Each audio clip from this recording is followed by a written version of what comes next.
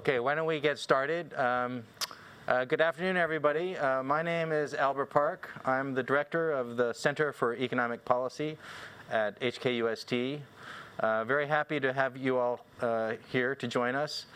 The Center for Economic Policy tries to organize events that promote discussion of key policy-relevant topics facing Hong Kong, Asia, and in some cases, the world. And today we're very happy to organize an event to discuss the financial and social well-being of domestic migrant workers in Hong Kong. And we have a terrific panel here. I'm going to introduce them very briefly and then we'll have each of them speak for about 10 to 15 minutes, and that will be followed by a Q&A. So if you're joining by Zoom, you can type any questions you may have in the Q&A, and I will share them with the panelists later after the initial presentations. I'd like to welcome, the first speaker will be Sujata Visaria. And broadly speaking, I'm asking the panelists to really try to provide some insights into what are the financial challenges and the social challenges that domestic migrant workers face in Hong Kong. And then also, what can we do about it in terms of the actions of non-government organizations or governments or as individuals. And I think our different speakers collectively have a tremendous amount of expertise on these issues and will bring different perspectives. So Sujata Visaria is an associate professor of economics here at HKUST. She's a development economist and also leads the Development Economics Action Research, or DEAR, program in our Center for Economic Policy. So Sujata has done a lot of research on development and finance topics. And in particular, she's been doing research for a number of years on the financial challenges that migrant workers face in Hong Kong, and has been working with NGOs in that research. The second speaker, Lucy Jordan, is an associate professor at the University of Hong Kong in the Department of Social Work. She's an expert on migration studies, especially the impact of parental migration on children and family members who remain in countries of origin, but also issues of social vulnerability of migrants. She's consulted with international organizations related to migration, including UNICEF. The third speaker is Lucinda Pike. Lucinda is the executive director of Enrich, which is an NGO whose mission is to empower migrant domestic workers to invest in themselves through financial and empowerment education. And she has a degree in education management. Our final speaker is Roberto Mabalo, who is the Vice Consul and Commercial Attache at the Philippine Consulate General here in Hong Kong. He also runs the Philippine Trade and Investment Center and has a background as a lawyer, teacher, and businessman, I've learned. So without further ado, I'm going to turn it over first to Sujata to make her initial remarks. So thank you very much, Albert, for organizing this. And I want to thank all our panel members for coming. I'm really looking forward to the discussion today. Let me just jump right in and start with a little bit of background. So I am, like Albert described, a development economist, and I am very interested in matters related to financial challenges and constraints that people in developing countries face. I came to Hong Kong, I moved to Hong Kong about 12 years ago and was really struck by the situation that migrant domestic workers in Hong Kong face. I thought it was very interesting, a very interesting thing to try and understand better. And sort of when I had just first arrived, I was looking around to see if I could read more about the issues that migrant domestic workers might face and what circumstances they find themselves in. And I stumbled upon a Facebook page of a savings and credit cooperative called the Asian Migrants Credit Union. Got in touch with them, hoping to learn more. And about, I think, a year later, they got back in touch with me and asked me if I would be interested in volunteering with them on their board of directors. So I ended up being on their board of directors for about 8 years from that point on, and in the process learned a tremendous amount about the financial challenges that migrant domestic workers in Hong Kong face. Concurrently with that, I have been involved in several exploratory research projects with many students here at HKUST. We have a fantastic program called the Undergraduate Research Opportunities Program, as well as some faculty colleagues here.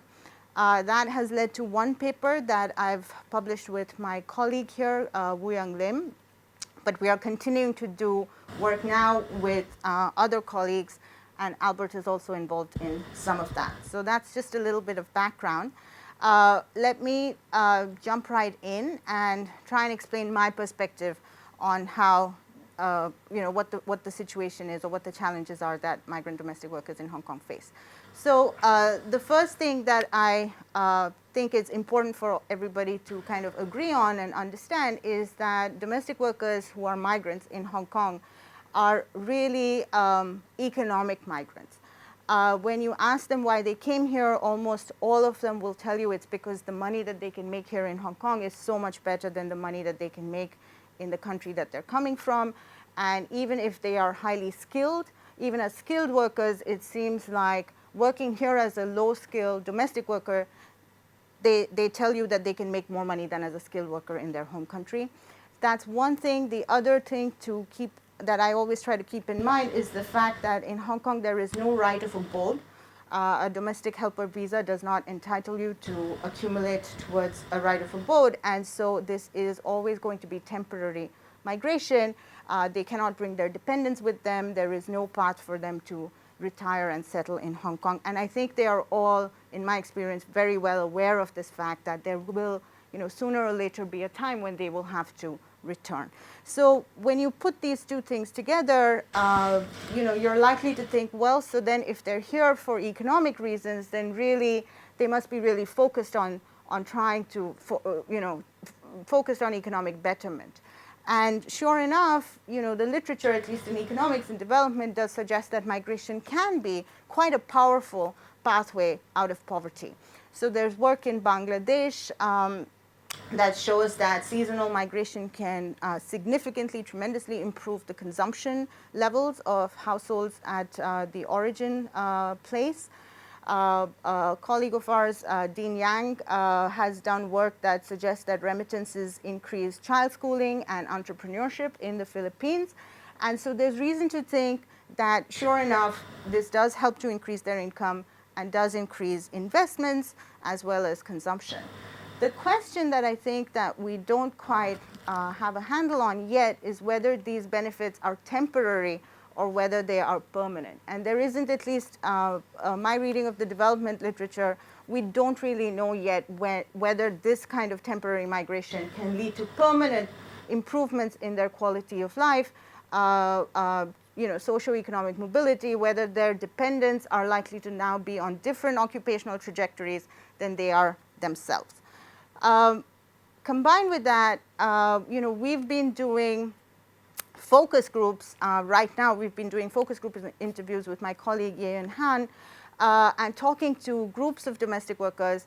And what I take away from these interviews that we've had is that the experiences can be quite different. So the experiences are diverse.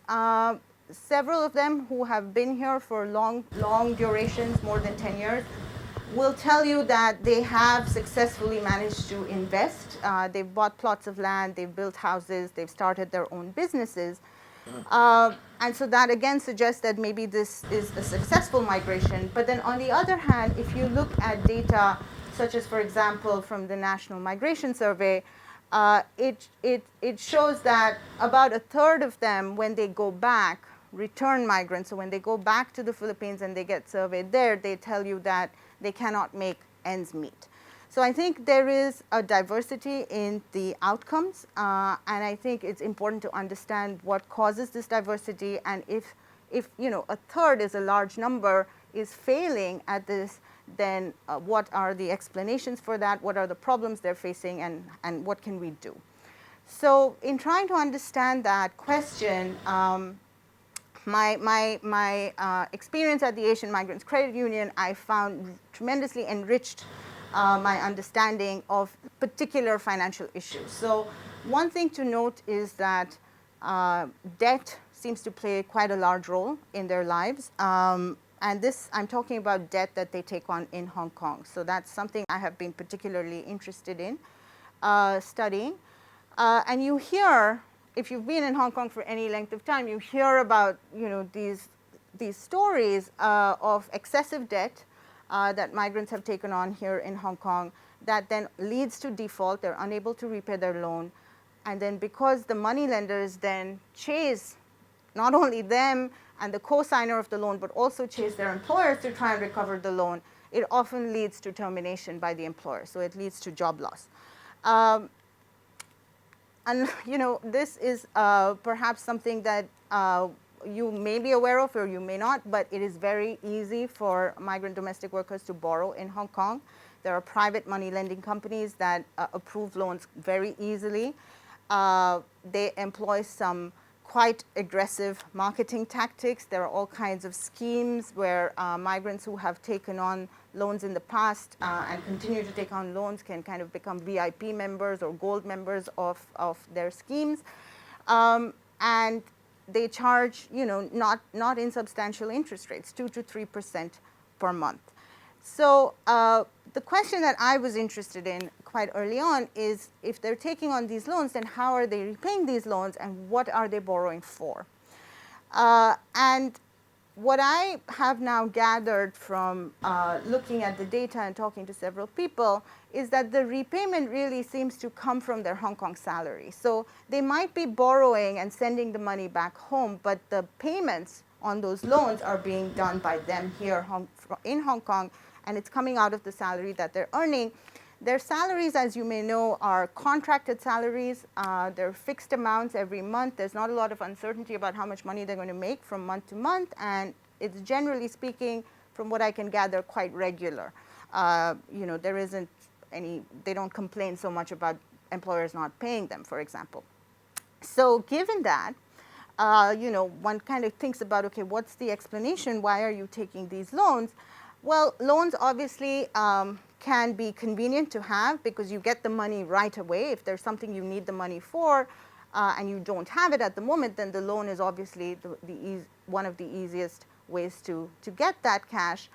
But of course, like I told you, it comes with interest attached to it, as well as, like I also described, tremendous costs if you end up defaulting on these loans, right? So it would seem like, given that you have fixed incomes that are regular, if you could just have anticipated that you might need that money, you could have saved up ahead of time, and then you wouldn't have to take this loan, you wouldn't have to pay the interest, you wouldn't have to worry about defaulting on the loan and all the costs attached to that.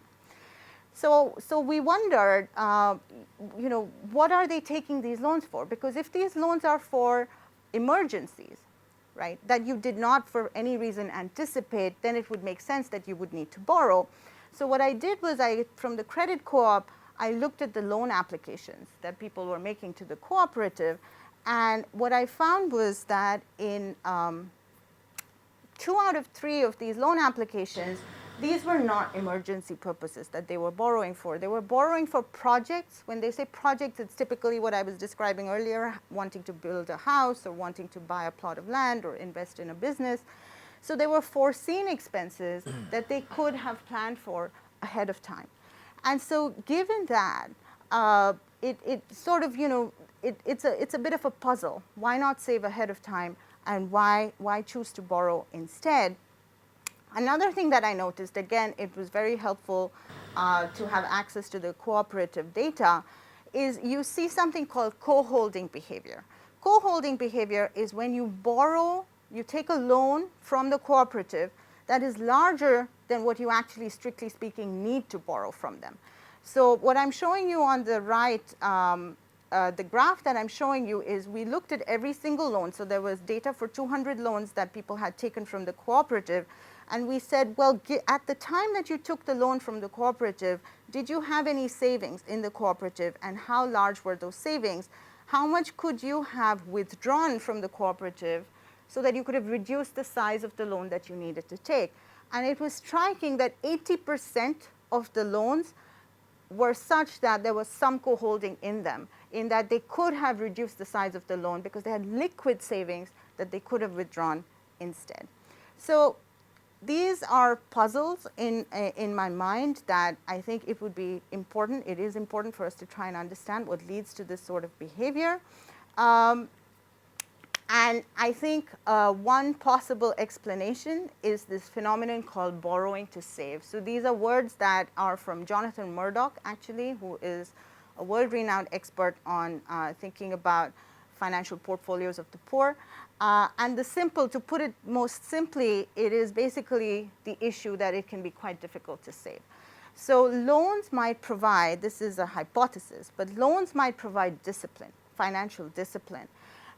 In a situation where it's difficult for you to save, if you instead borrow ahead of time, then now you don't have to discipline yourself. The moneylender is disciplining you. And all of the costs that are attached to default are actually, in a perverse sense, actually helping you to make that investment. Why might people need this kind of discipline? Well, one hypothesis is that people have self-control problems. There's temptation, and so at any point in time when you're thinking you might put money aside to save, something else comes up and you decide to spend it. The fact that in Hong Kong, there are everything you could possibly want is available for purchase could be creating problems like that. But I think another important thing to think about, especially when we're thinking about domestic workers, I would say, I've mainly done research with Filipinas, I would say is this problem of demands from the social network, where there is perhaps an expectation from their immediate family members, but even from extended family. It goes, sometimes we've heard stories of it goes beyond extended family, it goes to friends, it goes to neighbors and people like that, who expect that since you're making so much money here in Hong Kong, your salaries are so high, that somehow they can ask you, and that it's difficult to say no. So we hear this a lot in the research that we're doing, that it's very difficult to say no to people. So this could be another possible explanation. This is the kind of thing that I think it's very important for us to understand better. If you come back later to talk about solutions, I think if we have a better understanding of what is the underlying root cause of the problems that they're facing, then I think that can really inform the kinds of programs and policies that we put in place. Thank you, Albert. Great. So next is Lucy Jordan, who's joining us from California by Zoom. Lucy. Indeed. Great. Thank you. Thank you, Albert. Thank you, Sujata. Thank you, everybody else who's joining us here today. That was already, I think, a really interesting introduction and overview. I'm going to talk a little bit more, focus a bit more on kind of issues affecting the social well-being of migrant domestic workers, though some of what I'm going to touch on does also intersect with some of the points that Sujata has already raised. I also want to just give a little bit of context, which is that most of my research, as Albert Park mentioned in the introduction, has been more in origin countries. So in the Philippines, in Indonesia, Cambodia, and Thailand. A lot of the perspectives that I have are informed more from the families in those origin countries, the families of migrants, but then also sometimes from returned migrants if they have come back during the time that we've been doing research there, which has happened. So it's a slightly different kind of perspective, of understanding what the concerns are of the migrant domestic workers themselves. Though, as Sujata has mentioned as well, I'm doing some work now with her, and we are talking some with migrant domestic workers as well. So there are some insights from that inform kind of the bigger picture thinking about the social pressures. One of the things that does stand out to me quite a bit, and in fact, it was already something that my research team and I were articulating based on the family's information about migrants has to do with the conditions in employment. So because we were talking today, about the bigger, broader issues of migrant domestic workers, I do feel it's important to mention that. And when we think as well about what governments and, non-governmental organizations potentially can be doing. I think that some of the points that come up over time, one of them has to do with Sujata's mentioned already, that there's a lot of variability, right? So, it's not that there's basically, like with any conditions in the world, good and bad situations. But some of the challenges migrant domestic workers face have to do, for example, with nutritional choices, food choices. Privacy space as well. We all know that space is a premium in Hong Kong, and that this definitely, is a concern, and a concern also that has been exacerbated under the conditions of COVID, because, like everyone, migrant domestic workers have ended up having to have home kind of become the center of the universe in a way, even more so, than it was previously. So I do think that actually, has been exacerbating some of the points of vulnerability there. Of course, we all know that working hours as well can be quite variable because they're happening, at the private home, and therefore, it's hard to kind of know exactly what's going on. One of the things that we started hypothesizing about actually all the way back in the late 2000s. So I raised that because it was quite a different world in the research in terms of social media, and computer technology communications was not as prevalent as it is today. I mean, it's hard to even remember for me, what it was like back then. But we noticed at that time, because ICT technology was less prevalent, that there were challenges with access to social media. And this is both in the within employer homes sometimes. So sometimes there are restrictions, on domestic workers being allowed to use communication technologies when they're actually in the house. And this does contribute to the phenomena, which some of us are probably seen, where you may see, domestic workers outside walking the dog, and they're sitting, and they're communicating with their family. And in part, sometimes that's happening because they aren't allowed, they aren't given permission. So that there are ways that they can sometimes be kind of policed, which are different than what we would expect under most employer-employee conditions in a workplace that has more kind of visibility about what the rights are of employees. And as well, this is something that we have seen exacerbated during the time of COVID. Some of the domestic workers that we've spoken with recently have shared about, which again makes sense, which is if everyone's home, then the opportunities as well can maybe become less, because the domestic worker is more available.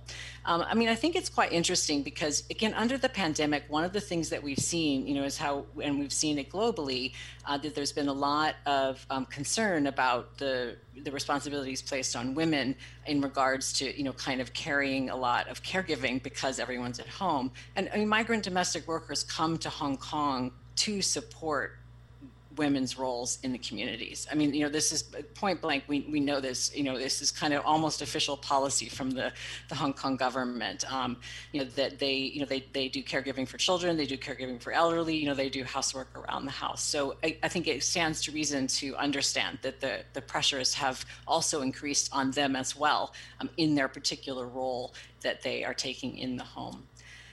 As Sujata mentioned as well, the pressures from extended family, particularly around financial help and support, I think it's a huge social pressure that has come up frequently in the research that I have been conducting over the last 15 years. And that in fact, I've even heard some stories from some participants in research in the Philippines that we've done, who said that they went home, they ceased their migration because they didn't want to have to keep saying no about giving money to people. So this was like a very kind of telling story about sort of this, that their narrative was that they decided they didn't want to be migrants anymore because it was going to be easier for them to kind of go back and try to make a go at something else, rather than having to kind of deal with the pressure of continually setting boundaries and saying no about the finances with others. So I think that the kind of social pressures around that, and I do feel, to kind of echo a kind of open question that Sujata raised, that this line was more prevalent in my research in the Philippines than Indonesia. So I do think it is something about some of the maybe cultural relationships, and the social relationships, perhaps, that may make it particularly challenging there around the pressures. I also think that some of the pressures that are kind of come up again and again have to do with family dynamics and relationships in the family. So, both relationships to the children. Migrant domestic workers have often a lot of concerns about kind of the different developmental stages. So, say school transitions, particularly the transition into adolescence, is something that often kind of raises a lot of worry and anxiety amongst migrant domestic workers. And I have been familiar with hearing the story about really wanting to be able to try to go back during those years if possible, feeling like it's particularly important. And I think some of the pressures and strain that that migrant domestic workers experience about kind of the role conflict they feel by not being able to go back. So I mean, again, that kind of, I believe, connects in a bit with this idea about being able to plan and save, for the future, such that you may have this dream to be able to do that, but actually it may, even though you may have worked for many years, it may be difficult to actualize for various reasons. So I believe that it's really difficult to kind of untangle the connections between the social pressures and the financial pressures. I think that there are a lot of ways that they're intertwined together. And as well, there also are often concerns that have to do with spousal relationships, so both kind of issues to do with spouse employment, as well as, marital conflict, disappointments, those kinds of things. And, so one of the things that I've heard as well in some of the work that I've done has to do with the choices that are made about kind of who receives the remittances, on the side in the country, and and who is therefore sort of doling them out to various parties, and that it may not always be the spouse, even if the spouse is there, and a part of the life of the children and the family and the household, for example. So there are sometimes some issues there, again, that are tied up with both social dynamics as well as financial dynamics. And then the last thing that I just wanted to mention before giving the time to Lucinda is I think this issue about the longer term planning for the future. So issues to do with retirement, kind of strategies for retirement, as well as sort of opportunities for planning while they're away in migration. And so again, I think this is some of the kind of work that the credit union does, perhaps, and also I know that Enrich does as well. But I think that those those kinds of opportunities and the knowledge of those opportunities is perhaps sometimes not as prevalent as it maybe could be, to be able to help empower the migrant domestic workers to be better able to feel that they can plan for the future. They know what to do, they know how to do it, and they have a strategy and realistic goals.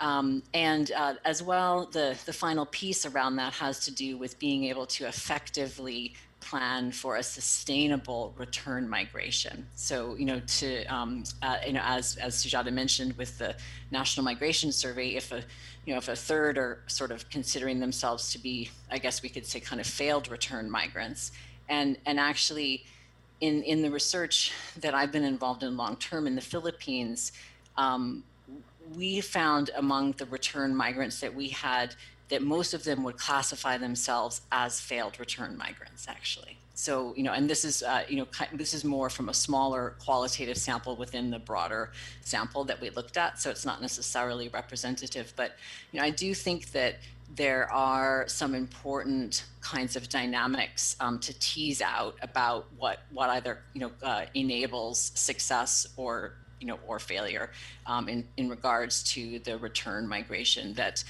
could be really beneficial for us to understand more about, so we can better target the social and financial interventions to try to maximize the returns to migration for everyone involved in the process. So thank you for your attention.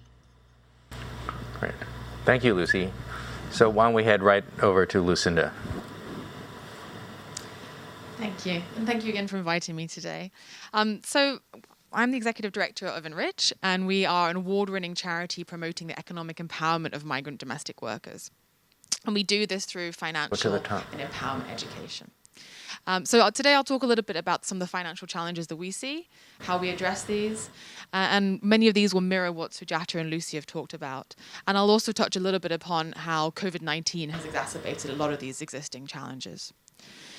So just briefly, the population in Hong Kong is 370,000 domestic workers. It's dropped slightly during the pandemic, but the government have projected a total need of 600,000 domestic workers by 2047. Domestic workers are here to provide vital care for the elderly and for children, and 1 in 3 households in Hong Kong employ a domestic worker. We're sitting here looking at the Centre for Economic Policy, and for us, really, for migrant domestic workers, the value of the care that they provide to the economy is immense. We released a study called The Value of Care, which looked at domestic workers contributing $98.9 billion to the economy, which is equivalent to 3.6% of the GDP. And really, a lot of this is produced through the value of allowing more working mothers to join the workforce, but also the cost that many would be saving through care provided from this. And we actually think that really in many ways that the value of this care will multiply in the future as more domestic workers come to Hong Kong. The challenge, though, is that despite contributing significantly to the economy here, as Sujata mentioned and Lucy, the reality is many face financial challenges. They face these challenges across the migration journey. Even before leaving the Philippines and Indonesia, many have to take out loans for their recruitment. When they arrive in Hong Kong, they have to then face the reality that they are on a salary of 4,600 Hong Kong dollars. There is immense pressure from family members back home, and many then need to turn out to loans. The reality, as Sujata mentioned here, is that with moneylenders, under the Moneylenders Ordinance in Hong Kong, the legal amount of interest that can be charged per year is 48% per annum. But if you can justify that someone is a high-risk borrower, which many domestic workers are because they are on 2-year contracts, you can legally charge 60% per annum. So you can imagine arriving here already in debt on a salary of 4,600 and your family members back home expecting money immediately, and along with this need for these projects and these goals that you originally came to for Hong Kong in the first place, that quickly a cycle of indebtedness can occur. And so the point in which we see many women, they have an average debt of 15,000 Hong Kong dollars, and many have multiple loans. The reality is that only 6% return home feeling that they've saved enough money, and 77% plan to remigrate again. And if they're not remigrating, they are sending a daughter in their place. And this migration pattern continues and continues. Many are not equipped to deal with some of these challenges. So for us, financial literacy is a life skill. It's something that is not taught at school. But for domestic workers, many of them are actually specifically targeted because they lack this financial literacy as well. For us, we really believe that financial education is one of the main solutions to this challenge. So we offer a range of workshops. We run workshops in the languages of domestic workers, in Tagalog and Bahasa, covering a range of programs from basic financial management to looking at how to invest in businesses, looking at empowerment education. As Lucy mentioned, the relationships with family members back home is key. So we do a lot of workshops around how to have these communication with family members, to manage the household budget, and to essentially talk about how this can be managed for the goals to have a successful migration back home. We also offer a lot of one-to-one support, particularly through financial counselling. And this is when we see a lot of women, particularly in those very, very high levels of debt that Sujata mentioned as well. Our work has been evaluated by, we did a partnership with the Chinese University of Hong Kong, looking at the impact of financial literacy, and this was published in the International Journal of Social Welfare. So we know that what the impact we have can work, but the challenge is trying to make sure that this is something that is accessed across the migration journey. Some of our key figures around here, this idea about setting goals and the long-term impact. 85% report saving more money, 94% doing research before and deciding on an investment tool, and 100% saying they know their rights as domestic workers. The reality, though, of COVID-19 is that all of these existing challenges, particularly the financial challenges, have been exacerbated as a result of the pandemic. Job insecurity has been a challenge, with many losing their jobs. And of course, the lockdowns back home in both countries and the exacerbating situation there has meant that this has put even more pressure on domestic workers. So when the pandemic first hit, we saw a dramatic increase in the amount of remittances were sent back home. Last month, for International Domestic Workers' Day, we surveyed 814 domestic workers, and 69% said that they had been financially impacted by COVID-19. 61% reported more stress as a result of their finances during the pandemic. And what we've seen is that all these tactics around lending have gotten worse. So late last year, there was a case of an unlicensed money lender that was charging 195% interest to domestic workers. And many of these were very, very small amounts of loans. But the reality is, with very few safety nets and very few other places to go, many domestic workers need to resort to unsafe financial solutions, and without these savings cushions as well. We've also seen, like Lucy mentioned as well, around the impact on the home. Many domestic workers have been forbidden from leaving their employer's home, and so mental health is now a significant concern.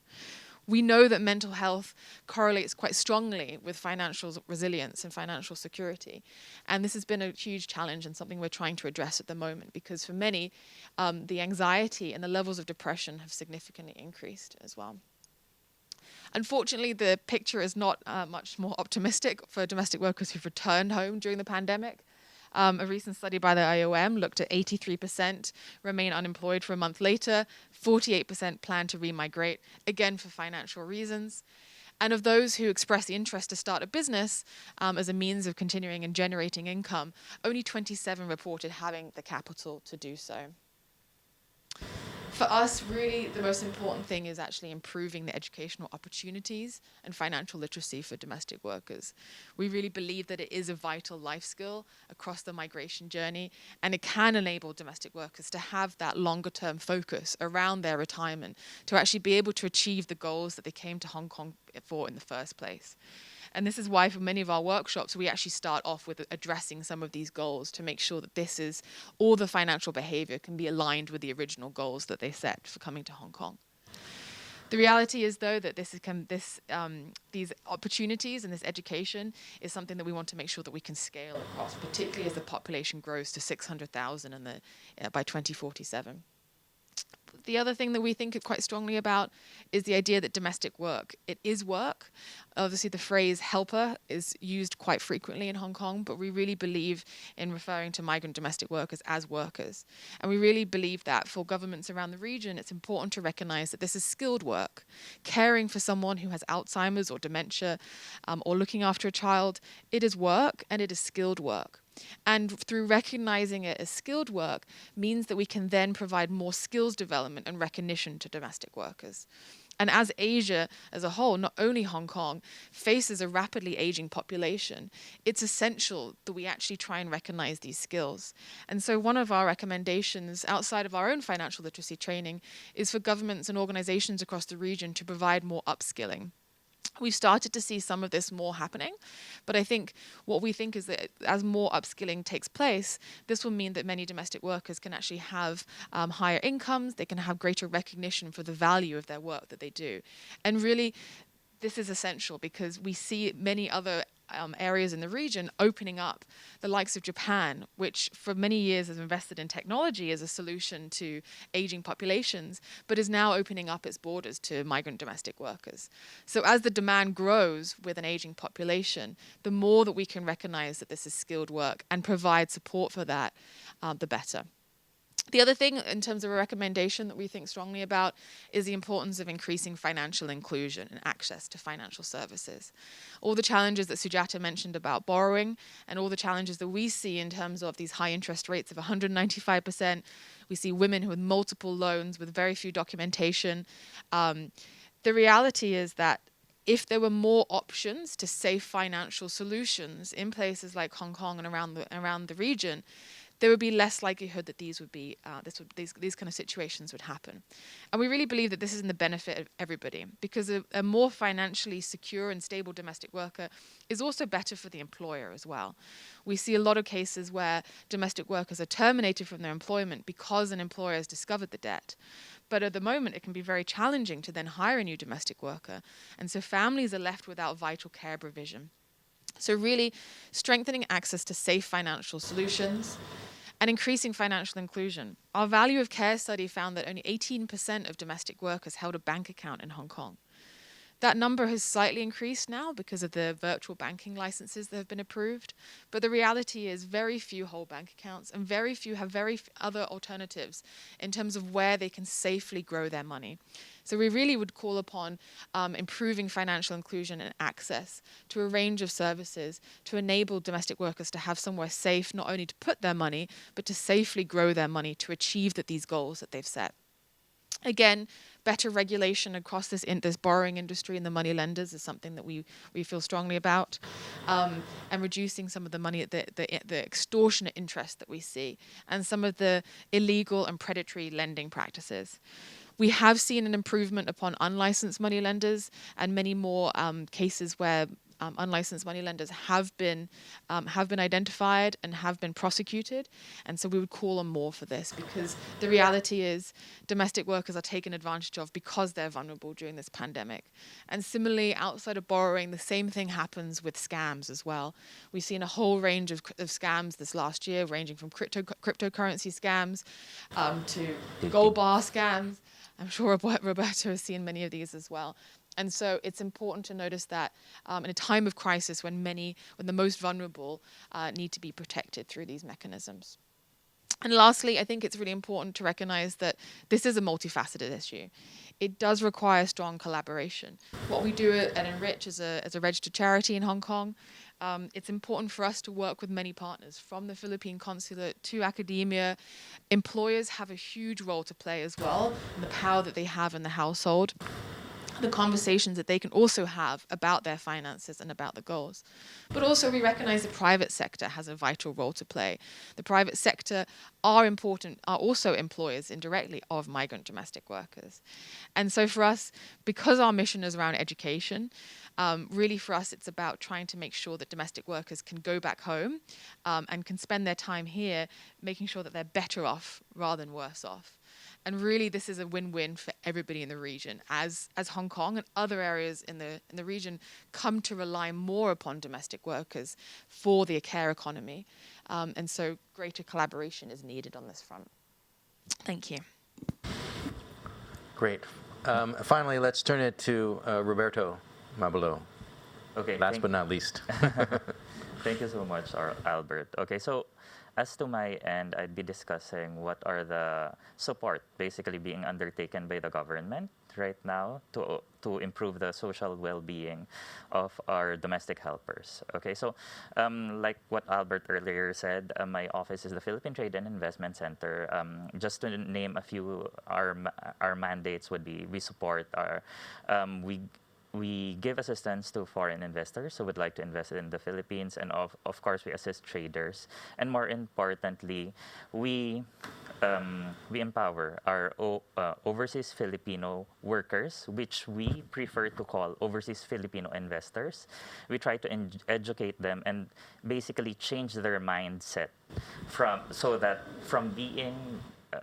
having a mindset wherein they think that they're mere employees, or staff for life. We want them to see themselves as investors or as business owners. Okay, so like what was stated by my co-panelist, the Philippines actually has a very family-oriented type of setup. That's why, because of that, our domestic our OFIs would prefer to work abroad because they want to support their family, financially speaking. So that's the major one of the major reasons why they have to go.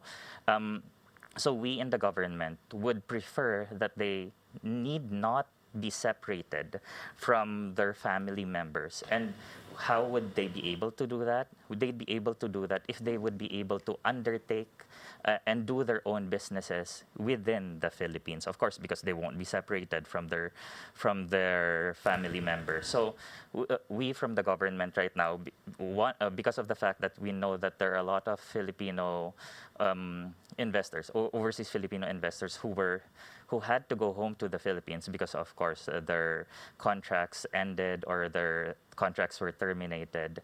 We try to give them financial support. A lot of government agencies in the Philippines, like the Department of Agriculture, the Department of Trade and Industry, wherein I'm a part of that department, we give them we have financial facilities which they can actually seek support from.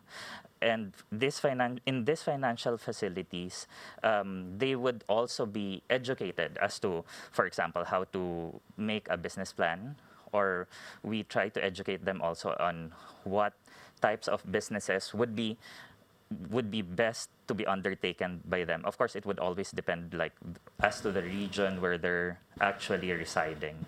Now, we are doing this not just with the government, but of course with the private sector and NGOs.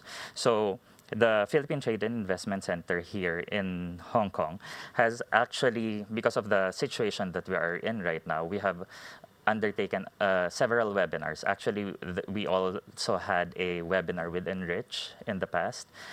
We do these webinars. Initially, the initial webinars that we had was basically like what Lucinda was saying, to inform the overseas Filipino investors on how to open a bank account. Because we were informed, actually, that we conducted a survey, and we found out that a lot of our OFIs, overseas Filipino investors, do not even have a bank account. So, of course, the question there would be, where would they be placing their savings, right? So they just end up sending it back in the Philippines. And, of course, we have to be honest with the fact that they won't have control over that money anymore. So it's their family members who would have control over that. So the subsequent webinars that we undertook was basically to inform them that different agricultural plants, for example, or the different poultry or different animals that they can raise.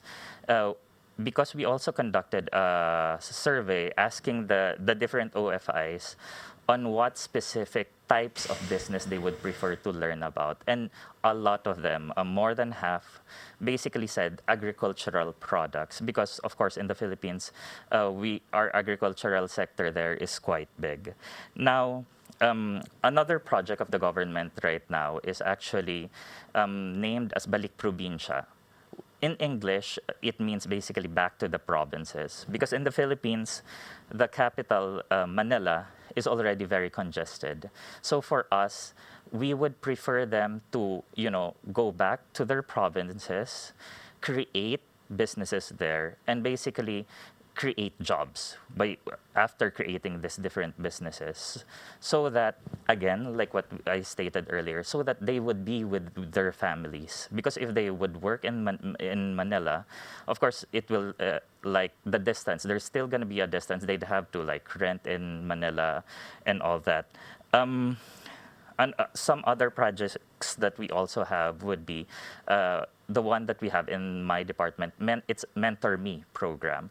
So we mentor these different OFIs with by showing to them actually success stories. We have specific individuals who already was assisted by the Department of Trade and Industry from the onset, and now they're actually exporters and all that.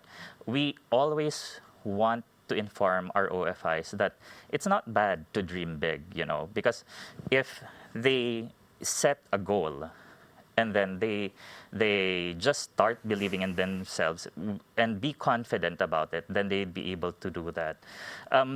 There are actually a lot of support coming from the government right now. And if there are several participants who would like to know more, they can easily contact us through our Facebook accounts, our social media, because the government right now, with the pandemic happening around us, are very active in the social media platforms. So with that, basically those are the major support that the Philippine government is basically arranging and giving to our OFIs. Thanks, Albert. Great. Thank you very much to everyone, all the panelists, for very fascinating remarks, all from really different perspectives, I think, which help us to see kind of a more rounded picture of the issues that are facing the domestic workers. I want to follow up on a couple of issues that I think kind of, well, first, actually, let me ask if anyone has any reactions to the comments by other panelists, if anyone wants to react, especially the people who went first, maybe Lucy or I'll just yeah. jump in and say one thing, right away. I had thought a little bit about some of the other, questions that, that Albert, that you provided for us beforehand. And then when I was listening to the discussion, or, the presentations, I thought about this issue about the bank accounts, and just kind of financial products in general. And in terms of and I'm really curious actually to know, what our last two speakers kind of think about this, which is that from what I find from the research that I've done is that there, even if say a domestic worker can open a bank account in Hong Kong, for example, it's quite unlikely that there will be like a way that her family can access, say that bank account, because if it's a Hong Kong bank, then maybe there is one in Manila, for example, or something, right? But not, out in the provinces. And so so actually, one of the things that started me thinking as well is is it bank accounts, or is it actually just some kind of, portable financial product that that actually is really user friendly on both sides, in terms of in the origin country, and in the migrant destination. So yeah, I wonder sometimes if thinking about the financial products that I use or you use, it is actually the right financial product, kind of to be thinking about in terms of the right kind of medium. And yeah, I wonder if there's any thoughts about that. Yeah, and actually wanted to pose this to Lucinda in particular, because I was going to get back to this savings result, because Enrich seems to have been very successful. One thing you pointed out, that 85% of people who go through your program increase savings. And I was curious if you maybe could provide more detail about what you think is the main kind of change that leads them to save more. Is it that you help them open bank accounts, or is it not bank accounts? It's something else about just the way they plan, or the way they think about the future, or discipline. What aspect of your training do you think is most meaningful in getting the results, the positive results that you've been getting? I think it comes back down to goals again. So really, there's a lot of evidence around tying savings to goals and the importance that can have. And I think for us, the change that we can see is that it changes that perspective. It gives them more of a long-term perspective. From many domestic workers that we see come to us and they are focusing on the month to month. So I need to remit money back to my family this month, this Sunday. And then our workshops essentially give them an opportunity to step back, see the bigger picture and say, really, how much do I need to save in the next 2, 3, 5 years to be able to get to that goal where I can provide for starting my business, or for being able to provide for my children's education. Sort of in the same way that Sujata was talking about, many debts are taken out for specific projects.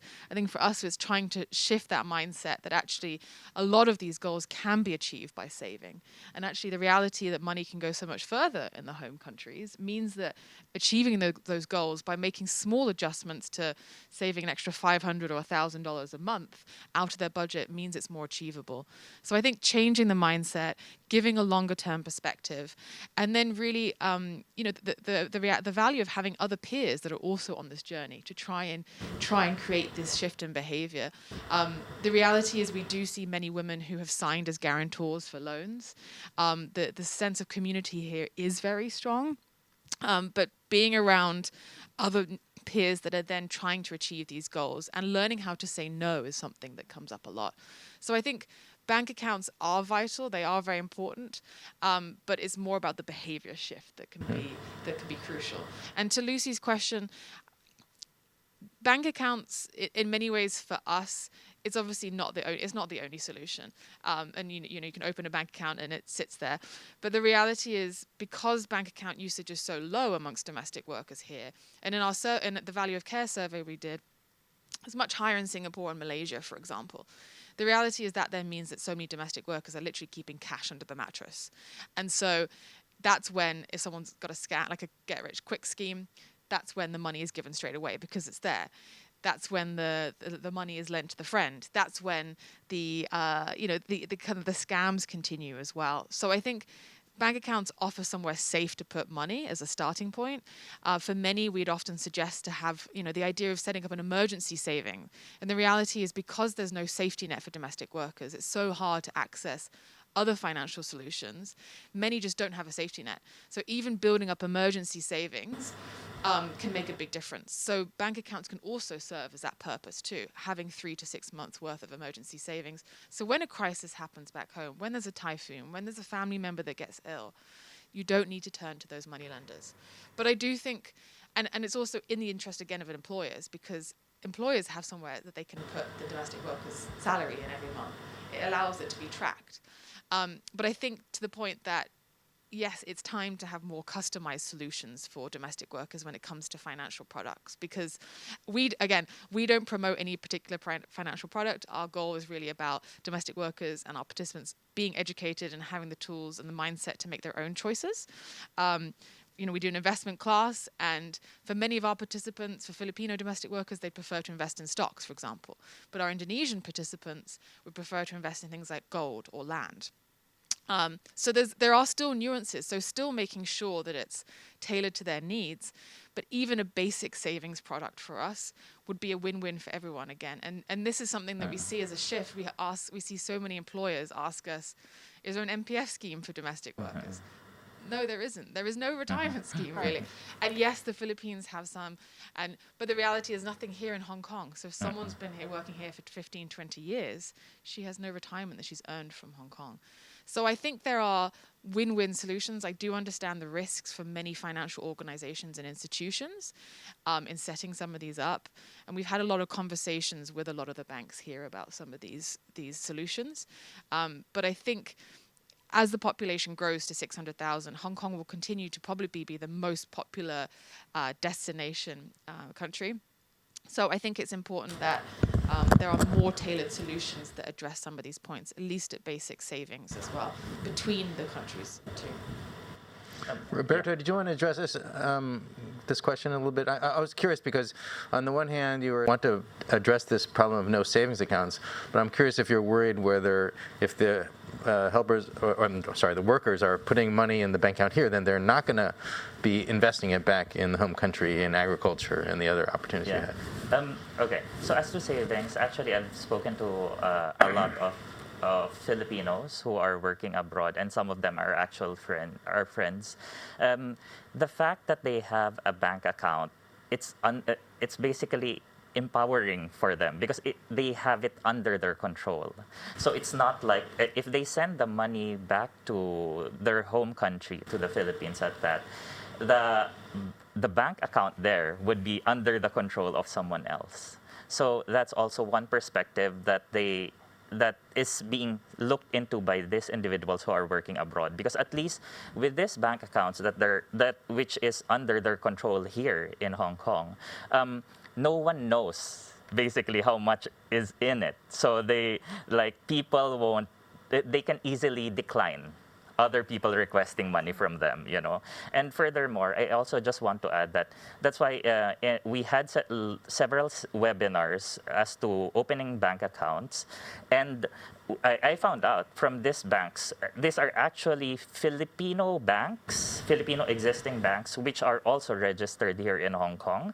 So even if they open their bank account here in Hong Kong with these banks, basically they can transfer money to Filipino bank accounts in the Philippines. So it's also very efficient and very easy for them to do that by sending money to their relatives in the Philippines. Yeah, so maybe, Sujata, maybe you can also address this because, I mean, the borrowing to save was a very striking observation of your research. And I know there's a big development literature about, you know, what kind of products can we develop to get people to save more, or, and you know, Lucinda emphasized the planning dimension. I'm wondering if you agree with that, or if you think there are other kind of aspects of the savings products that could be more suited to promoting better savings. Right. So, you know, every single survey that I've done, I've asked people if they have bank accounts. And do you have a bank account in the Philippines? Do you have a bank account in Hong Kong? And we typically find, you know, Lucinda also said that very few of them have bank accounts in Hong Kong, but a very large proportion always tell us that they do have bank accounts in the Philippines. There is a difference because when they have a bank account in a Filipino bank or in the Philippines, they can, like Roberto said, you can deposit here, but you cannot withdraw here. It's somebody back home who's going to be able to withdraw the money over there. And so it's really essentially a remittance that you're sending. And you've lost control, just like Roberto said, at that point over the money. And I think the whole thing with the family making demands on your money is that there isn't a place for them to save for themselves. And so I think the Hong Kong products, if there were products offered in Hong Kong by Hong Kong banks, that would be something that would really be beneficial. However, having said that, those people that I have met that do have bank accounts in Hong Kong, in commercial banks like Hang Seng Bank and Bank of China, or even in the cooperative that I used to work very closely with, we didn't see them saving very much. And so the savings rates were very small. People tell me, just the other Sunday, I was talking to somebody who said, yes, I have a bank account in Hong Kong, but I just use it for online payments if I want to do online shopping. So they use it more as a convenient mechanism for cash to keep it kind of secure. But you know, you can take money out of the ATM at any time. It's not really a place for you to grow your money. So I think what, you know, Lucinda was talking about how we might need more customized solutions that, you know, people like us, we have access to, right? So I can tell my bank that, look, every month out of my salary, just take X dollars out and put it into some other fund because I'm saving up for my kids to go to college someday. Those kinds of products don't exist for this population because their incomes are so low. It doesn't seem to make financial sense for banks to offer them products like that. So that, I think, if we can devise a way to create something like that where it can be, you know, automatically something can be saved on your behalf through instructions that you've given to the bank, I think that could be tremendously helpful. Lucinda is absolutely right. There isn't an MPF for domestic workers. When I was still with the credit union, the manager of the credit union, who was a really good friend of mine, came up with this brilliant idea called Gift a Savings, where he wanted to involve employers actually in, you know, employers every year during Chinese New Year or Christmas or something might be giving some money to the domestic worker as a bonus anyway. How about you instead gift them a savings account? And then you commit that part of the salary that you're paying them will automatically go into this account every month, and then, you know, it can over time build up and it can become something like a pension fund for them. So it's like a private sort of engineered solution because the institutions don't provide it at the moment. But I think if financial institutions, you know, now with virtual banking, I imagine that costs of providing services have come down considerably. If they would step up to this challenge and they would think of innovative, creative ways to devise solutions, I think it could really make a difference. Great. It's really interesting. We've actually had a couple of employers that have tried to do that themselves. Right. But again, it's such a handful where they've set it up. And again, it takes conscious effort for the employer themselves to be depositing that money each month. And some have surprised the domestic worker they work with after 5 years with that amount. Right. But it needs to be, the shift needs to happen to make sure it can be accessible for everyone. Otherwise, it becomes a situation where it's disempowering. And so we've seen many domestic workers where if they have the bank account in the Philippines or Indonesia, the family have the ATM card. Yes. So it's, I mean, as the primary breadwinner too, it's about providing access to make sure that they can have some of those economic gains themselves. So we have a question online about kind of how the retirement planning works, and a couple of you have talked about it. I'd like to link the discussion about retirement issues to this discussion that Lucy mentioned about kind of transitioning back to the Philippines when you're older. I'm not even sure at what ages people are typically going back. I've heard that many domestic workers stay much longer than they originally had intended to. And so I'm curious if any of you could provide more detail. Number one, on you're saying there's absolutely no retirement planning or benefits in the Hong Kong system. Do Filipino workers in Hong Kong have some type of government retirement plan in the Philippines to come back to, or through their family? Or how do many of the domestic workers deal with this whole issue, or do they just kind of don't prepare for retirement? And how does it affect kind of these things we're talking about, of the incentives to save and what they do with their money? So, Anyone? okay. Yeah, so as in the Roberto. Philippines, basically, Albert, the OFIs, the domestic workers, actually have SSS, is Social Security.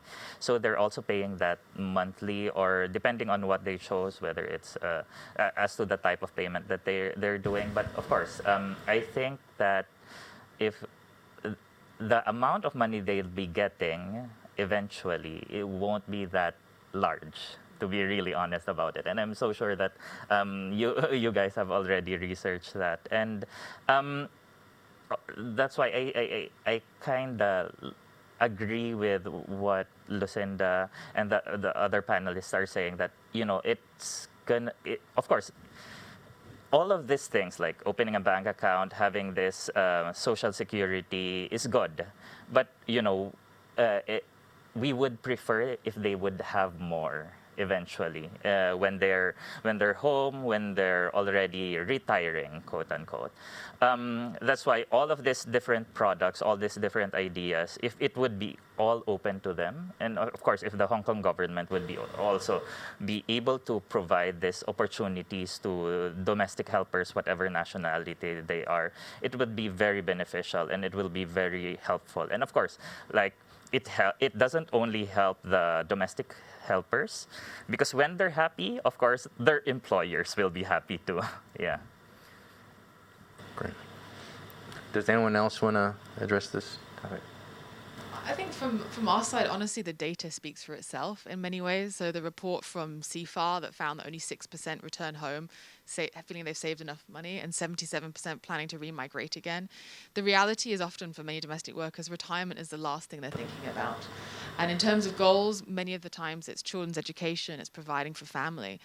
And honestly, it can be so heartbreaking, because many domestic workers have spent their whole lives here caring for someone else, providing for their family back home as a primary breadwinner, and they get back home and they have nothing left. And unfortunately, what happens is, in terms of what Lucy was talking about, the family connections back home, is that because they're no longer the primary breadwinner, many people don't want to have anything to do with them. They're not seen as the icon and the role model that they were for going abroad. And so they in terms of an identity shock as well, it can be quite significant. And so that's why for many, 77% are planning to remigrate, or they'll send a daughter in their place, because then they'll realize, and we sometimes see some daughters who are coming to pay off a mother's loan as well. It becomes intergenerational in that way. So it's also about, like with everyone, it's about changing the mindset that retirement is also a goal that is necessary. And the reality is, even though the salary is $4,600, it can go a long way back home, and a small amount each month can make a big difference. So, Lucy, I was hoping you could elaborate a little bit more about, you Yep. described these, this large share of failed transitions when people go back home. And I wasn't sure exactly what aspects you were talking about in terms of failure. Is it just financial, or is it more a lot of aspects of the preparation to return? Yeah, well, actually, yeah, I was going to mention a little bit about the retirement thing too. I mean, at least in my knowledge, there is not actually like a really comprehensive study that looks at kind of like retirement of say of migrant domestic workers. And there's another research topic one could consider, and but I it's look at there as Lucinda mentioned, there's definitely anecdotal evidence, kind of, and we know from talking with people, but not having really looked at it in a really rigorous way, that this kind of intergenerational experience of migration is something that happens. Like the little bit of work that I have been familiar with, which has tended to be more kind of small scale qualitative kind of family life histories, indicates this kind of a pattern. And I also am familiar with some journalistic accounts that talk about that as well. So I do think that that is that gets back to the heart of some of the points that Sujata was raising in her initial opening remarks. I think about kind of the idea of success or failure with migration. So I think when I was mentioning the kind of failed migration, I was in that context I was talking a lot about the financial aspect. So basically being that as Lucinda mentioned as well, people not being able to not having the capital to start the business that they want to start, for example. And that, so I think that is one of the major aspects, which I think has been is what we encountered in the stories of the people's life histories that we did.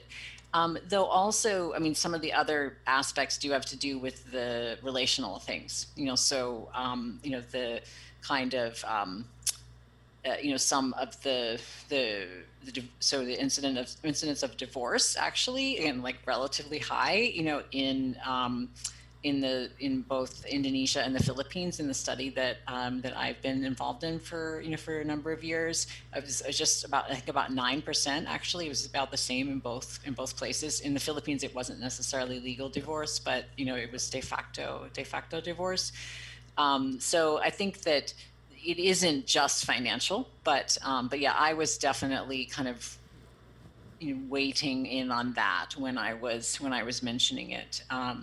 That that I think that those, as Lucinda said too, those hopes and dreams to be able of what they'd be able to do when they went back, not being able to actually occur.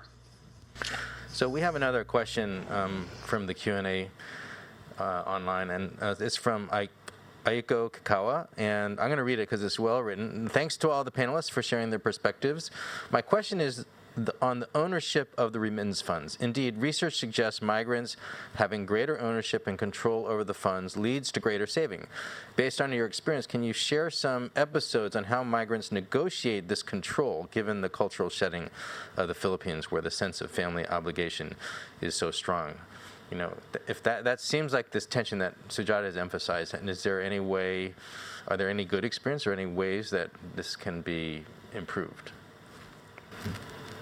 I think just from our experience, because again, the Philippines and Indonesia are collectivist societies, right? And people are coming here, and the relationships that are formed with friends as well, but it is very, very collectivist focused. So it can be very difficult to shift that mindset to say around the ownership of remittances and how you change that.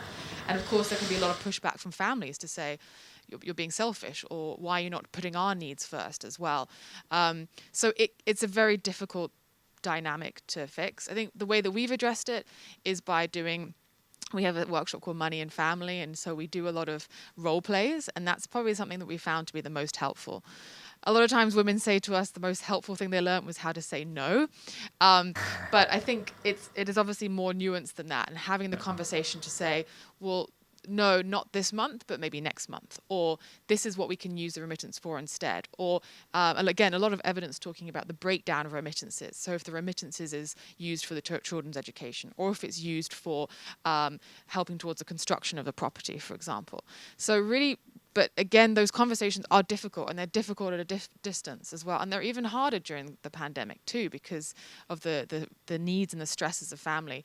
So I think for us, it's repetitive role playing, and letting them know that it's in the benefits, sort of readdressing it, that it's still in the benefits of the family.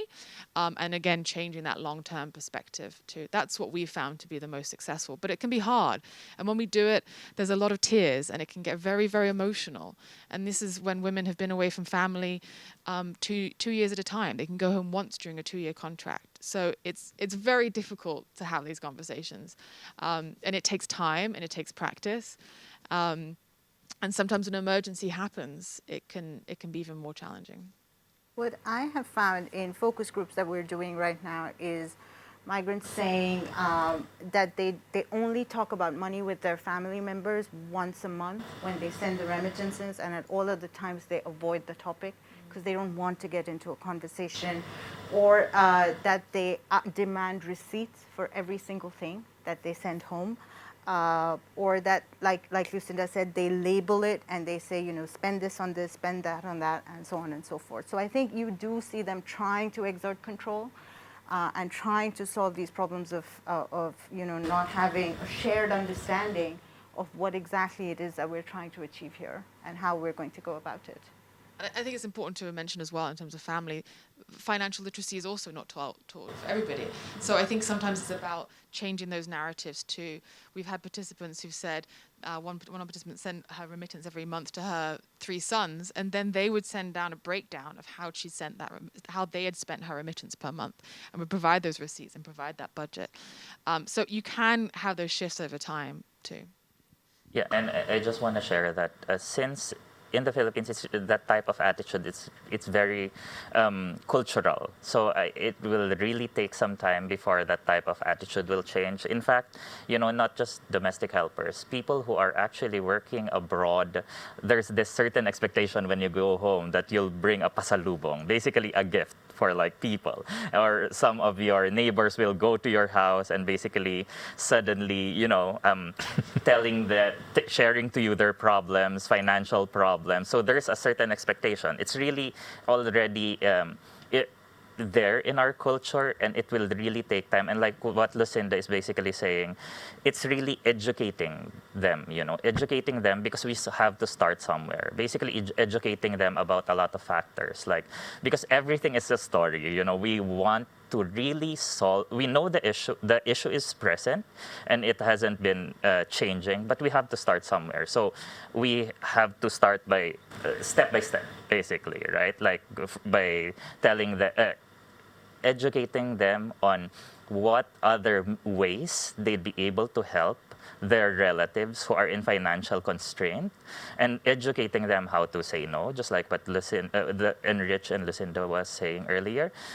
We educate them first by by informing them on how to open savings account, because based from my personal experience, a lot of them don't know this information. A lot of them actually don't know that there are certain loan facilities provided by the government. And definitely, if you'll take these loan facilities from the government, the interest rate can be nil or actually a very small amount. So a lot of these opportunities are actually unbeknownst to our domestic helpers. So it's really information dissemination, through all the different platforms, whether it be paper, whether it be digital, so or whether it be learning about it from one person to another. So it's really education. Education is very important. Yes. Thanks. So one of the questions that's come in the Q&A is what financial products are specifically required by migrant workers, but I wanted to turn that and try to think about how technology might also contribute to solutions, because we know COVID has kind of accelerated the digital use of digital resources. I don't know how connected domestic workers are in Hong Kong, or if they have access to resources online. I don't know if there are financial technologies which would allow, a domestic worker to be able to make direct payments in the Philippines from an account, so they could not have to ask for the receipt, but actually make the payment themselves. I'm just curious if people have any general reactions to this issue about the opportunities presented by technology, and maybe even you're trying to use now online technologies during COVID to provide support to these to domestic workers facing these different challenges. So I just want to share that as to our experience right now, we always emphasize whenever we have webinars, we emphasize to our OFIs that they should not be the only ones who would be participating in these webinars. A positive thing with that technology that we have right now is the fact that even their family members who are in the Philippines can also participate in these webinars, because it's not only the domestic workers who needs to be educated. The people, basically the relatives who will be implementing, assuming it's a business or it's a project, who will be implementing this will be the ones in the Philippines. So they also need to be informed about like the steps, how to go about with the project, how to go about with the business. That's why we always really tell them that all the parties involved must always join our webinars and be informed in that sense. Yep. I'd echo that in terms of, again, the power of technology. We've seen it. Family members can join workshops from the Philippines and from Indonesia. And again, it comes back to that, it's a family budget, so it can shift that mindset. But in terms of financial technology as actually being a solution as well to some of these challenges, I'd probably lean on Anna Maria Lusardi's research around fintech. And a lot of it basically talks about the idea that it is not a substitute for behavioral shift and for education. Simply having the technology alone doesn't create the change. It can be complementary, and it can actually be very powerful as a complementary tool, but it has to come with these shifts in terms of education. And actually a lot of her research looking at fintech, even for young millennials, looks at the idea that many can actually spend more money using fintech than actually if they're using cash as well. So there's evidence across the board, the idea that it can be a powerful tool, but it has to be with the right education. And so if you complement fintech with financial literacy, it can be powerful. I think the other thing in terms of technology for domestic workers that's really quite nuanced towards them as a population is the certain vulnerabilities of using technology too. So, for example, data privacy is a huge concern, and we have a lot of concerns from participants themselves around how their data is being used. We've had some say to us, what if someone goes inside my phone and takes my money out? There's a lot of fear and mistrust about what happens. And we've had a lot of women who've used remittance apps, for example, and the money has been lost. And so that is that breach of trust means that they'll completely revert to another tool. So it's also, of course, language. This is still the inherent issue. We've talked a lot about Filipino domestic workers, but for us, Indonesian domestic workers are also particularly disadvantaged because many have lower education levels to start with. Many do not speak English and speak some basic Cantonese. But the reality is many products and technology solutions are in English. They're not geared towards Bahasa, again, or for Nepalese, for example, or for other nationalities of domestic workers. So any technology solution still has to take in consideration the vulnerabilities of this population and make sure that it's tailored to them in terms of their language, but also addressing some of these concerns around privacy and data use too, and then complemented by education and behavior change.